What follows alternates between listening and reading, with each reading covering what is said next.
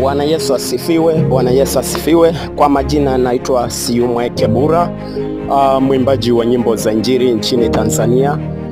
Nawashukuru sana mashabiki zangu, nawashukuru wote kwa jitihada na sapoti na upendo mnaonionyesha juu ya huduma ya uimbaji wangu.